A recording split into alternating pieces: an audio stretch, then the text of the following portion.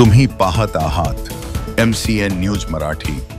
संग्रामपूर तालुक्यातील भिलखेड येथील ज्ञानदेवराव लिप्ते यांच्या निवासस्थानी श्रद्धाभक्तिमय वातावरणात 17 नोव्हेंबर रोजी श्री संत ज्ञानेश्वर महाराज समाधी सोहळा उत्साहात संपन्न झाला।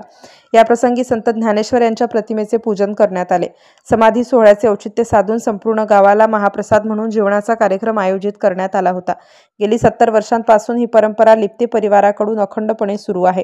या निमित्ताने संध्याकाळी गुरुदेव सेवा भजन मंडळ कवठळ यांचे भजन, भारूड, गवळण, अभंग गाऊन संत ज्ञानेश्वर महाराजांची समाधी सोहळा कार्यक्रम आनंदात पार पडला। या गुरुदेव सेवा भजनी मंडळात तबला वादक रुद्रकुमार घुमटे यांनी उत्कृष्ट तबला वाजविल्याबद्दल त्यांचे विशेष कौतुक करण्यात आले। यावेळी भीमखेड व कवठाळ व पंचक्रोशीतील श्रुती मंडळी यांची उपस्थिती होती। MCN न्यूज मराठीकरिता भगवान पाखरे, भिलखेड। मौली ज्ञानेश्वर महाराज समाधी संजीवनी सोहळा हा केव्हापासून आपण उत्साह साजरा करता, काय सांगाल आपण या संदर्भात? या संदर्भात असं आहे की हा 50 वर्षापासून कार्यक्रम कार्यरत आहे, सुरू आहे। त्यानंतर मी चालवला 20 वर्ष। आता माझ्या ज्यानं काही समजा एवढं येत नाही, मुलं चालून राहील।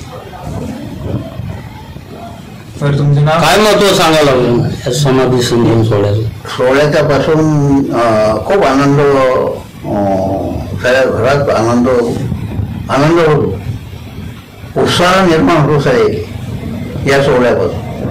नेमकं या दिवशी आपण कार्यक्रमाचं आयोजन कसं करता, काय सांगाल आपण या संदर्भात? या कार्यक्रमाचं आयोजन असं होते की